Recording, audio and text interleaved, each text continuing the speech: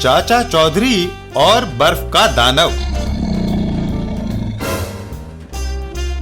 Eskimo लोगों का प्रदेश उत्तरी ध्रुव, जहां चारों तरफ बर्फ जमी रहती है और साल में 6 महीने तक सूरज नहीं दिखता। एस्किमो बच्चे बर्फ की गेंद बनाकर खेल रहे थे। तभी बर्फीले पहाड़ों के पीछे से बर्फीला दानव, भागो, बर्फीला दानव। सभी बच्चे भाग निकले, पर बर्फीले दानव ने 2 रेनिडियर पकड़ लिए और उत्तरी ध्रुव के पशुओं को निगलकर बर्फीला दानव वापस चल दिया। इसी तरह वह हर रोज आता और रेनिडियरों को पकड़कर खा जाता। तब सारे एस्किमो इकट्ठे हुए।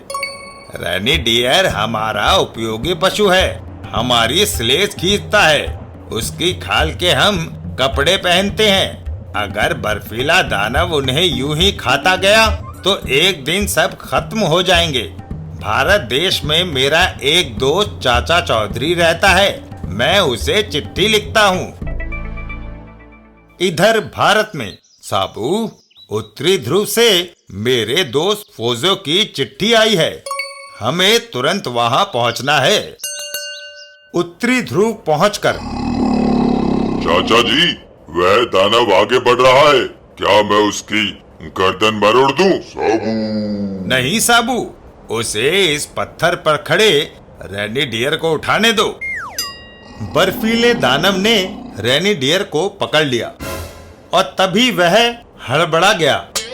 बर्फीला दानव जमीन पर गिर पड़ा और रेनिडियर उसके ऊपर गिर पड़ा। कुछ ही देर में बर्फीला दानव गलकर पानी बन गया। वह टीन का बना हुआ रेनिडियर का पुतला था, जिसे मैंने गर्म करके खड़ा कर दिया था। बर्फीला दानव बर्फ का बना था, इसलिए गर्म पुतले ने उसकी सारी बर्फ गला दी। चाचा चौधरी का दिमाग कंप्यूटर से भी तेज चलता है।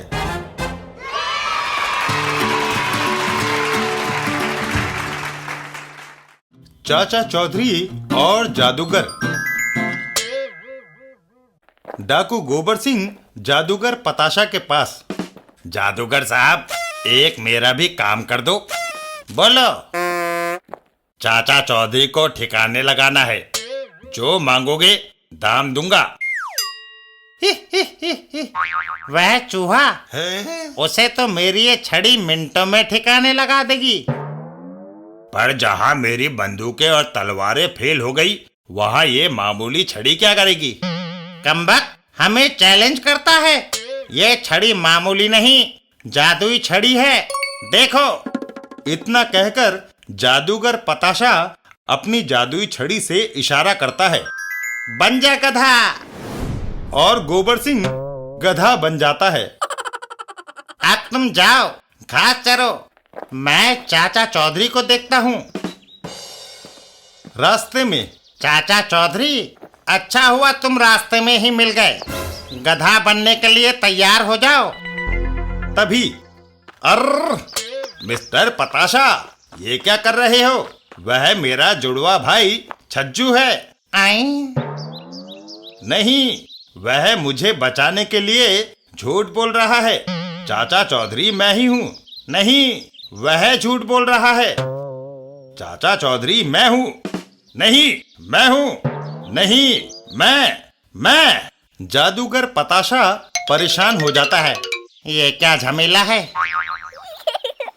तभी चाचा चौधरी की एक पहचान है। क्या? इधर आओ, कान में बताऊं। जादूगर पताशा चाचा चौधरी के पास अपना कान कर देता है। लो, बताओ। अचानक चाचा चौधरी उसके चेहरे पर एक जोरदार मुक्का जड़ देते हैं। यह लो। जादूगर पताशा जमीन पर गिर जाता है और उसकी छड़ी उसके हाथ से छूटकर दूर जा गिरती है, जिसे चाचा चौधरी उठा लेते हैं। इसका सारा जादू इस छड़ी में है। चाचा चौधरी छड़ी को घुमाते हैं। पताशा, बन जा गधा। और पताशा गधे में बदल जाता है। छज्जू भाई, इसे कल्लू धोबी को दे आओ, ये उसके काम आएगा।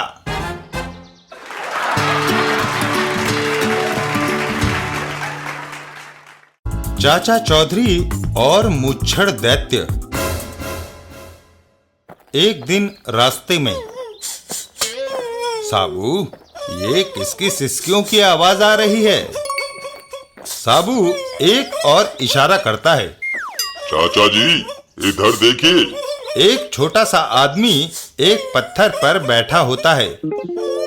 चाचा चौधरी उससे बात करते हैं। क्यों भाई, तुम कौन हो और इतने दुखी क्यों हो? मैं पाताल लोक की सूर्यमुखी जाति का राजकुमार हूँ।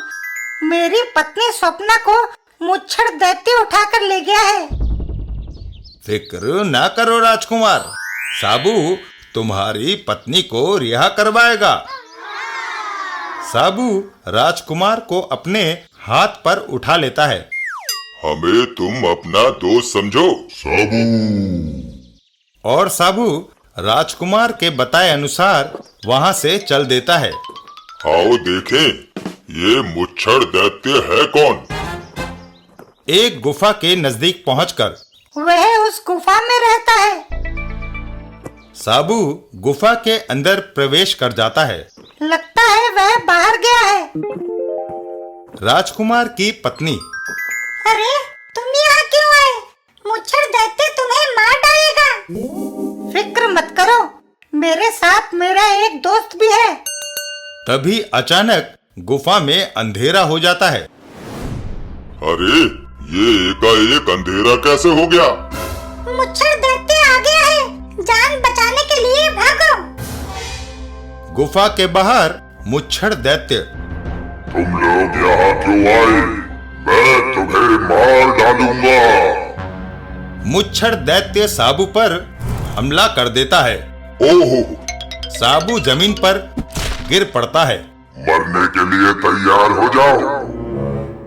साबू बिजली की तरह मुच्छड़ दैत्य पर झपटता है।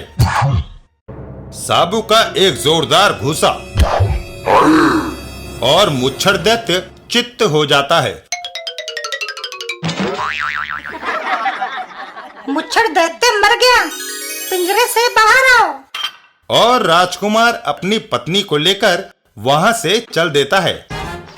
सचमुच तुम्हारा दोस्त साबू बड़ा बहादुर है। साबू।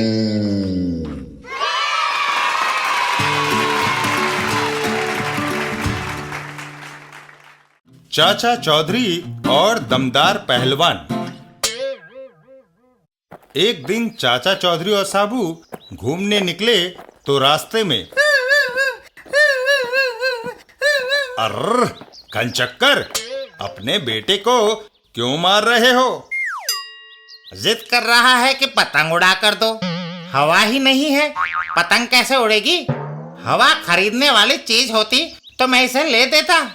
चिंता मत करो, अभी हवा आती है। अरे भाई साबू, जरा दो चार फूके मार देना।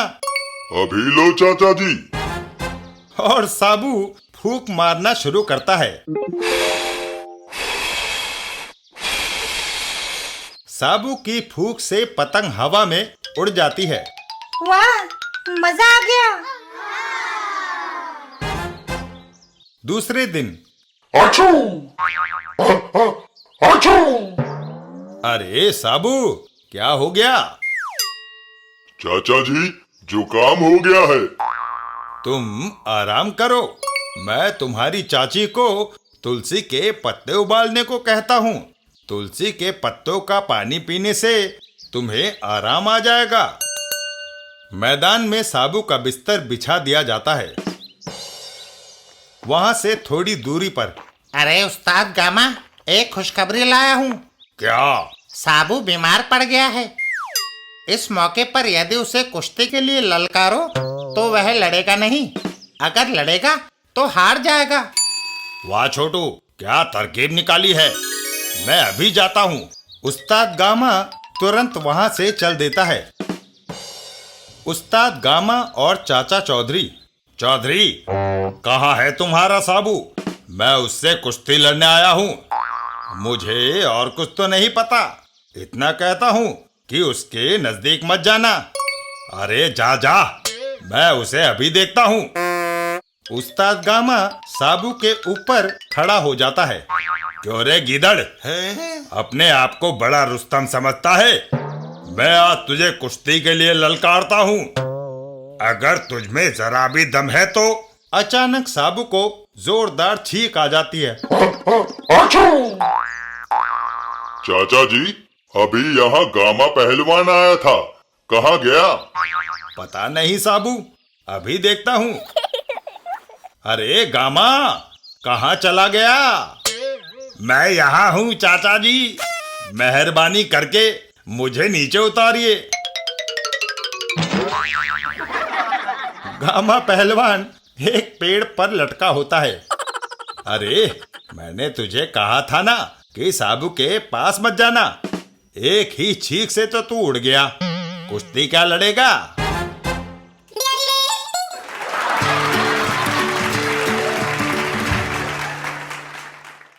चाचा चौधरी और लाजवाब फोटो।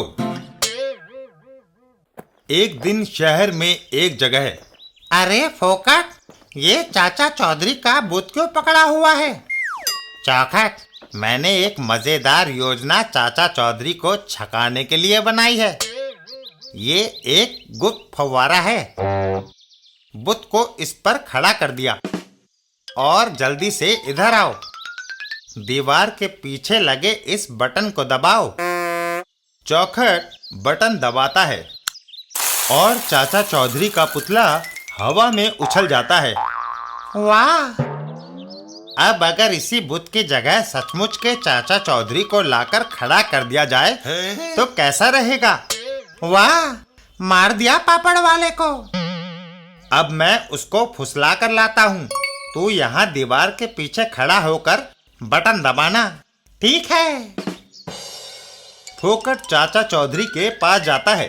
चाचा जी, मेरी तमन्ना है कि अपने घर के सामने खड़ा करके आपका फोटो लूं। चलो चलते हैं।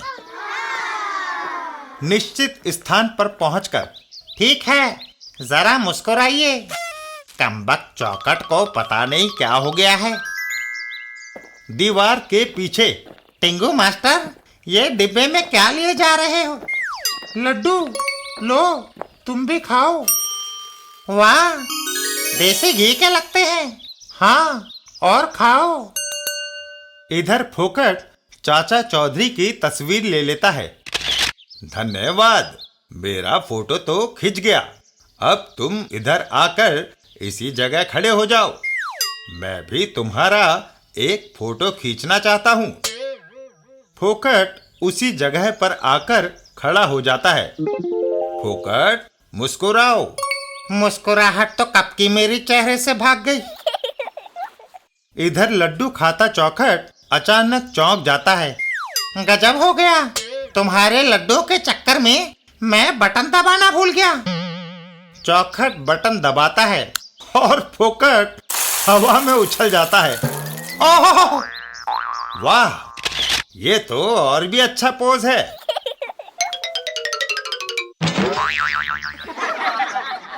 फोकट, तुम मेरा फोटो दिखाओ या ना दिखाओ, परंतु अपना जरूर दिखाना। हाय!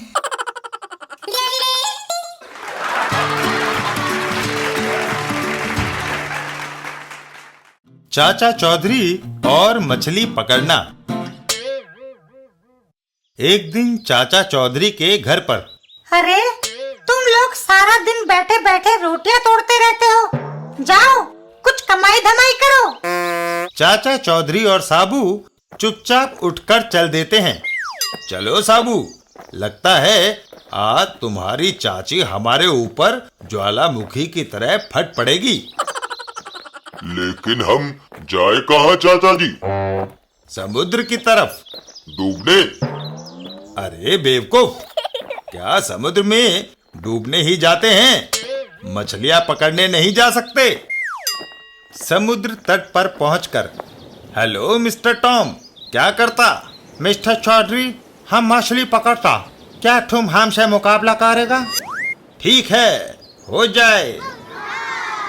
जो कम मछली पकड़े वो ज्यादा मछलियाँ पकड़ने वाले को 100 रुपया दे। मंजूर। चाचा जी, क्या कर रहे हो? हमारे पास तो मछली पकड़ने का ना कांटा है ना जाल। साबू चुप रहे। मिस्टर टॉम अपने कांटे को समुद्र में फेंकता है। हा हा हा, ये लो, हमारा कांटा गया समुद्र में। थोड़ी देर के बाद ये देखो क्या बड़ा मछली फंसा है। चाचा चौधरी और साबू जरा समुद्र में एक गोता मारकर बाहर आ जा। अच्छी बात है।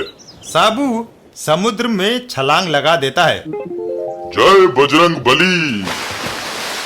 चाचा चौधरी किनारे पर उसके ऊपर आने का इंतजार करते हैं। तभी साबू समुद्र में से अपना सिर बाहर निकालता है। आए, साबू किनारे पर आता है।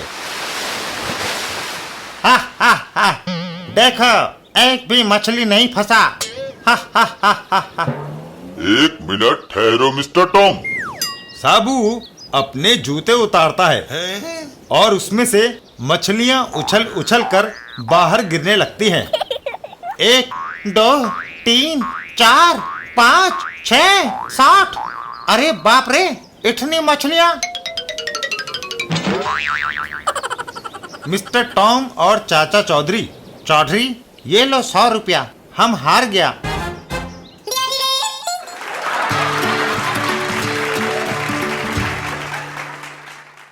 चाचा चौधरी और पगड़ी का कमाल। लाइब्रेरी। शहर की लाइब्रेरी में हर रोज सैकड़ों लोग किताबें पढ़ने आते हैं। एक दिन लाइब्रेरी की एक क्लर्क डायरेक्टर के पास आई। सर, कुछ दिनों से लाइब्रेरी से किताबें चोरी हो रही है। ये तो बड़ी गंभीर बात है। यह ना सिर्फ सरकार का नुकसान है बल्कि लाखों लोगों का भी नुकसान है जो वो चोरी गई किताबें पढ़ना चाहते हैं। आखिर ये पुस्तकें चुराता कौन है? क्या पता सर, दिन भर में यहाँ सैकड़ों लोग आते हैं। हम हर किसी की तलाशी तो नहीं ले सकते। ये समस्या तो बड़ी पेचीदा हो गई। और जब कोई समस्या बड़ी पेचीदा हो जाती है तो उसे एक ही आदमी हल कर सकता है, और वो है चाचा चौधरी। इतना कहकर वो क्लर्क वहां से चल देती है। मैं उसे लेने जा रही हूँ। चाचा चौधरी के घर पर। चाचा जी, हमारी लाइब्रेरी से किताबें चोरी हो रही है। चोर आपको पकड़ना है। चाचा चौधरी उस महिला के साथ चल देते हैं। आओ देखें कौन है वो जो जनता का नुकसान कर रहा है। लाइब्रेरी पहुंचकर चाचा चौधरी जमीन पर कुछ मलने लगते हैं। चाचा जी, आप ये क्या कर रहे हैं? मैं फर्श पर वैक्स यानी मोम मल रहा हूँ। इससे फर्श चिकना और फिसलना हो जाएगा। और फिर चाचा चौधरी गेट के एक तरफ खड़े हो जाते हैं। अब देखना इसका कमाल। लाइब्रेरी से बाहर आता व्यक्ति एकाएक गेट के पास फिसल जाता है। ओहो! चाचा चौधरी उस आदमी को सहारा देकर उठाते हैं। भाई साहब, जरा संभल कर। थोड़ी देर के बाद एक और व्यक्ति बाहर निकलता है और वो भी फिसल के गिर जाता है। ओह! चाचा चौधरी, वह रहा चोर। यह अपनी बड़ी पगड़ी के नीचे किताब छुपा कर सबकी आंखों में धूल झोंक कर निकल जाता था। इसको पुलिस के हवाले कर दो। चाचा चौधरी उस चोर को लेकर चल देते हैं।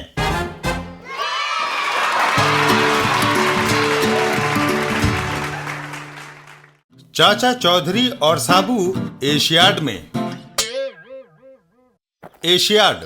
आउटडोर स्टेडियम में आज कौन सा खेल है? बास्केटबॉल।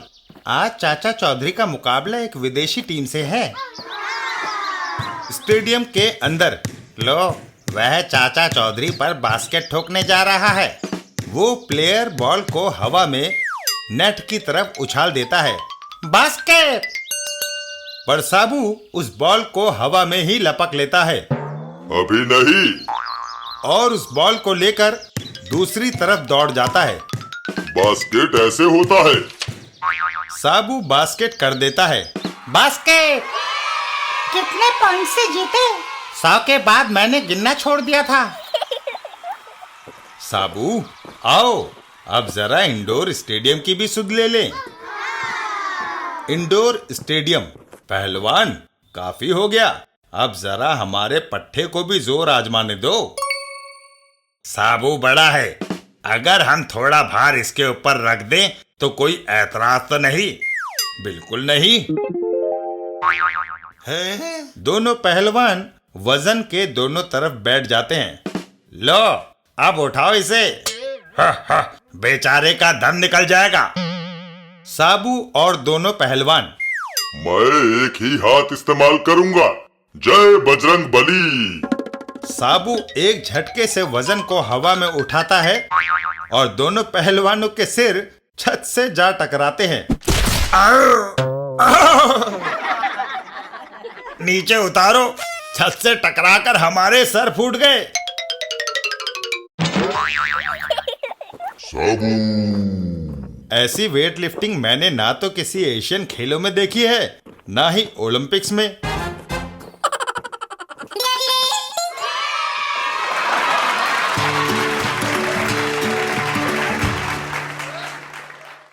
चाचा चौधरी और साबू की रजाई। एक दिन चाचा चौधरी अपने ट्रक पर ढेर सारी रुई लाद कर जा रहे थे। चाचा जी, इतनी रुई किस लिए ले जा रहे हो? व्यापार शुरू कर दिया है क्या? नहीं, सर्दियां आ गई हैं, साबू के लिए रजाई बनानी है। इतना कहकर चाचा चौधरी वहां से चल देते हैं। अच्छा, अब मैं चलूं। घर पहुंचकर, लो भगवान, रुई आ गई, साबू के लिए रजाई बना दो। मर गए। इतनी बड़ी रजाई बनाते बनाते तो मेरी कमर टूट जाएगी। साबू की रजाई बनाने में चाची ने दिन रात एक कर दिया। और कुछ दिनों के बाद, लो, रजाई तैयार है, साबू को बुलाओ।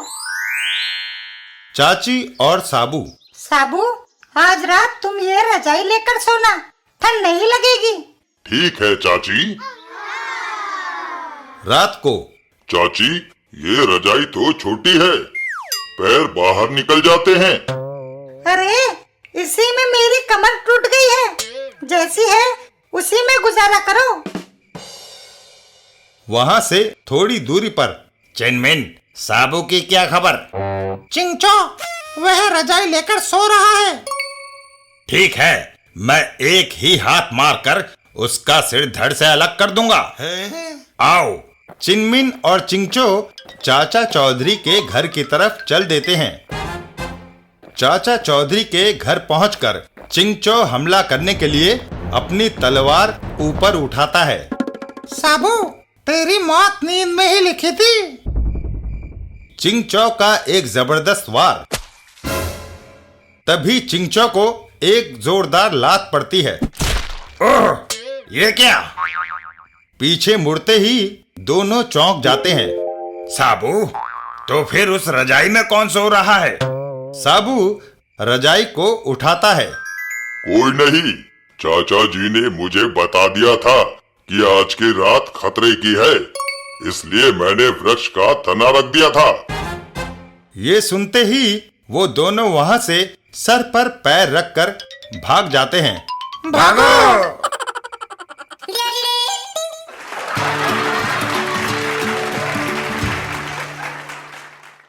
चाचा चौधरी और सामान्य ज्ञान।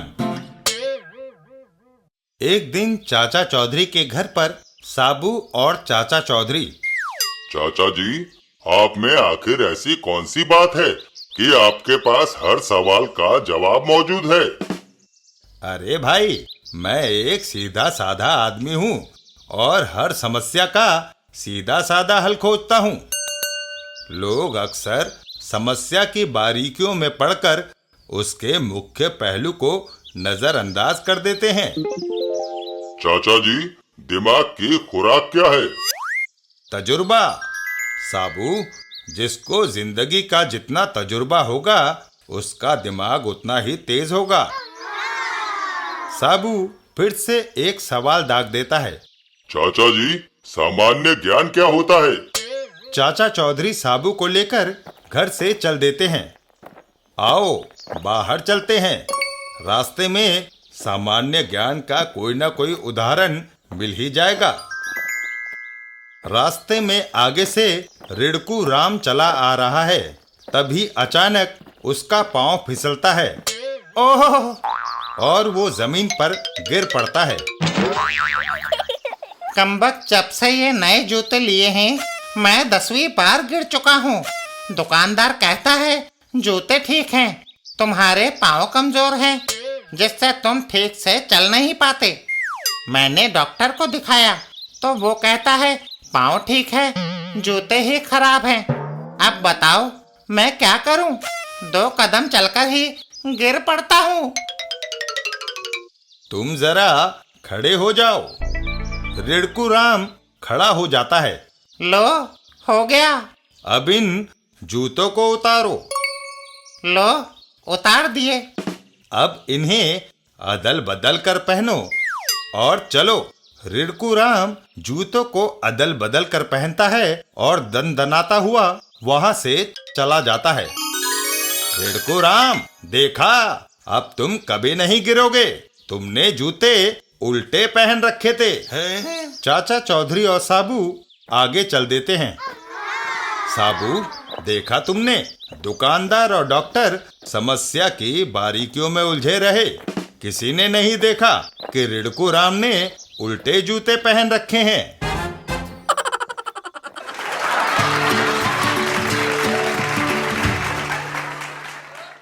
चाचा चौधरी और खतरनाक गड्ढा। एक दिन डाकू गोबर सिंह, लो, गड्ढा खुद गया और इस गड्ढे को घास फूस से ढक दिया। अब जो ही साबू इस पर पैर रखेगा धम से गड्ढे में गिर जाएगा। लेकिन चुकंदर, साबू यहाँ आएगा कैसे? ये पगड़ी और नकली मूछे उसे यहाँ लाएंगी। चुकंदर पगड़ी और नकली मूछ लगा लेता है। अब साबू मुझे चाचा चौधरी समझेगा और मेरा हर हुक्म मानेगा। वाह चुकंदर! चुकंदर वहां से चल देता है। अब तुम यहाँ छुपकर तमाशा देखना। रास्ते में, अरे चाचा जी, आप? साबू, मैं तुम्हें ही ढूंढ रहा था। तुम्हें कहीं भेजना चाहता था। चाचा जी, मुझे कहाँ जाना है? तुम नाक की सीध में चले जाओ। जब तक मैं ना कहूँ रुकना नहीं। तुम अपने आप वहां पहुंच जाओगे जहां मैं भेजना चाहता हूं। उधर रॉकेट अचानक भौंकने लगा तो चाचा चौधरी चौंक गए। अरे रॉकेट, आज तू इतना क्यों भौंक रहा है? रॉकेट आगे आगे दौड़ने लगा और चाचा चौधरी उसका पीछा करने लगे। रॉकेट मुझे कहीं ले जाना चाहता है। चलो देखें कहाँ ले जाता है। थोड़ा आगे जाने पर, अरे साबू, ये कहाँ जा रहा है? चाचा चौधरी साबू को आवाज देते हैं। अरे साबू, रुको। चाचा चौधरी, तो फिर ये कौन है? साबू, रुको नहीं, वह कोई नकली आदमी है। असली कौन है और नकली कौन? साबू असमंजस में पड़ जाता है। तभी रॉकेट छलांग लगाकर उस बदमाश की पगड़ी ले उड़ता है। भेद खुल गया, भागो! वो बदमाश वहां से दौड़ लगा देता है और सीधा जाके गड्ढे में गिर पड़ता है। बचाओ! है, गड्ढे में गिरने वाला मुझे साबू तो नहीं लगता।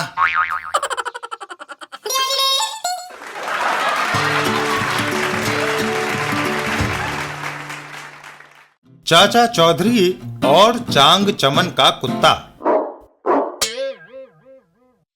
एक दिन एक जगह पर। सचमुच ये कुत्ता शहर में सबसे बड़ा है। लेकिन जानबान, रुस्तम के खर्चे से मेरी कमर टूट गई है।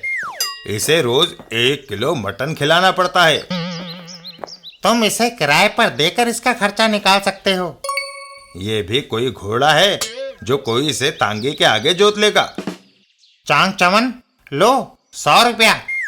आज के लिए मैं रुस्तम को लेता हूँ। अब तो यकीन आ गया कि कुत्ता भी किराए पर दिया जा सकता है। देखो, चाचा चौधरी और साबू बाहर जा रहे हैं। मुझे उनके घर में चोरी करनी है, लेकिन बाहर बैठा उनका कुत्ता रॉकेट मुझे अंदर नहीं जाने देगा। तुम्हारा रुस्तम रॉकेट को खदेड़ देगा। बस मेरा रास्ता साफ। लेकिन घर के अंदर चाची तो होगी। तुम्हारा कुत्ता रॉकेट को खदेड़ने के बाद चाची को भी बाहर भगा देगा। अच्छी योजना है।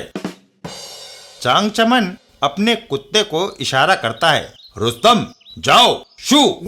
रुस्तम दौड़ता हुआ चाचा चौधरी के घर के अंदर घुसता है। रुस्तम रॉकेट को वहां से भगा देता है और वापस चांग चमन के पास आ जाता है। हा हा हा हा, वो छोटे कुत्ते को दूर तक खदेड़ आया। अंदर एक महिला है, उसे भी बाहर खदेड़ दो। रुस्तम घुर्राता हुआ घर के अंदर घुस जाता है, लेकिन जल्दी ही घबराया हुआ बाहर दौड़ता हुआ आता है और रुस्तम के पीछे पीछे एक शेर भी गरजता हुआ बाहर निकलता है। बाप रे! उल्टे जान पर बनाई। वो सभी शेर को देखकर वहां से 9-2-11 हो जाते हैं। चाची, शाबाश, आ जाओ। चाची, तुम्हारे घर में शेर, सर्कस वाले कुछ दिन के लिए इसे यहाँ छोड़ गए हैं।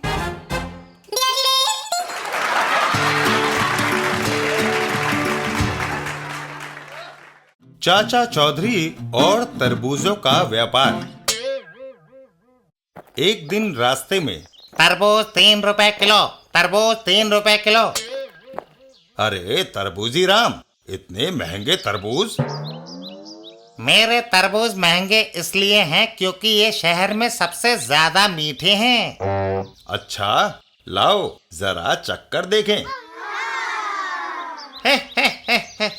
अगर मैं सबको यूं ही तरबूज चखाने लग गया तो यहाँ मुफ्तखोरों की भीड़ लग जाएगी और सारे तरबूज चखने चखाने में ही खत्म हो जाएंगे।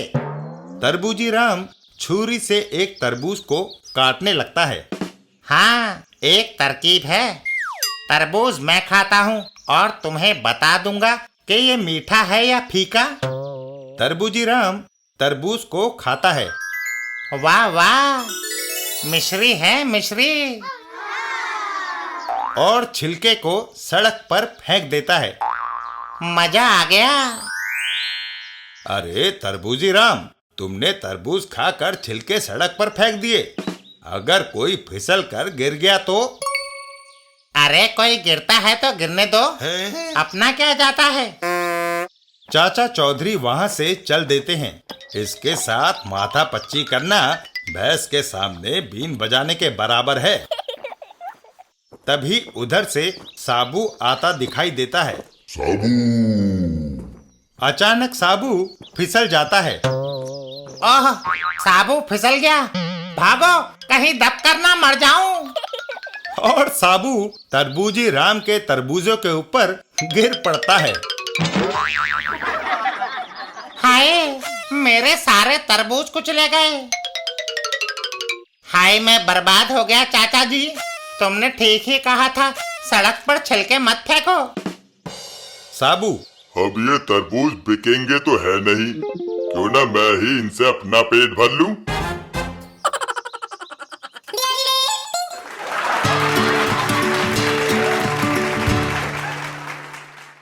चाचा चौधरी और डिस्कस थ्रो। एशियन खेलों की ट्रेनिंग का एक कैंप। देखना, हमारा पलट कुमार डिस्कस थ्रो में जरूर गोल्ड मेडल लाएगा। पलट कुमार डिस्कस को थ्रो करता है, लेकिन नहीं पलट कुमार, यह काफी दूर नहीं गया। एशियन खेलों के रिकॉर्ड से यह काफी पीछे रह गया है। तभी उन्हें चाचा चौधरी और साबू आते दिखाई देते हैं। लो, वह साबू आ गया। वह तुम्हें बताएगा कि डिस्कस कैसे फेंकी जाती है। साबू, जरा डिस्कस फेंक कर दिखाना। साबू अपना हाथ डिस्कस की तरफ बढ़ाता है। अभी लो। इसे नहीं। ये डिस्कस तुम्हारे लिए बहुत हल्की रहेगी। अगर तुमने इसे फेंका तो हमें पता भी नहीं चलेगा कि दुनिया के किस हिस्से में जाकर गिरी है। तुम्हें थोड़ा भारी डिस्कस चाहिए। ये मेन होल का कवर कैसा रहेगा? वाह! साबू मेन होल के कवर को अपने हाथ में उठा लेता है। जय बजरंग बली। और साबू उस ढक्कन को हवा में उछाल देता है। वाह! वह तो आसमान में ऐसे जा रहा है जैसे कोई लड़ाकू जहाज। शहर में मियाँ फिरोजी रंगरेज। मियाँ फिरोजी, मैंने तुम्हें साड़ियाँ रंगने को दी थी, क्या हुआ? अभी रंग घोला है, बस चुटकी बजाते ही सारी साड़ियाँ रंगी जाएंगी। ये गई साड़ियाँ।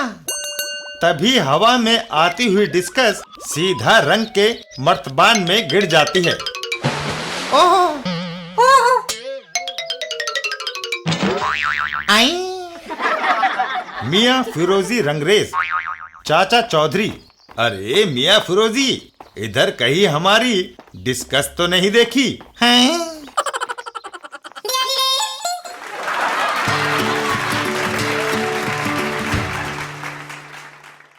चाचा चौधरी और गधे की सवारी। एक दिन एक अंतरिक्षयान पृथ्वी पर उतरा। अंतरिक्षयान से 2 परग्रही जीव उतरे। वह रहा जिसकी हमें तलाश थी। वो दोनों गधे को ले जाने लगे कि तभी अरे मेरा गधा! खामोश, जरा भी आगे बढ़े तो तुम्हें खत्म कर देंगे। कल्लू धोबी जोर से रोने लगता है। तभी चाचा चौधरी का वहां से गुजरना होता है। अरे कल्लू, क्यों रो रहा है भाई? वे मेरा गधा लिए जा रहे हैं। क्यों भाई, तुम इसका गधा क्यों ले जा रहे हो?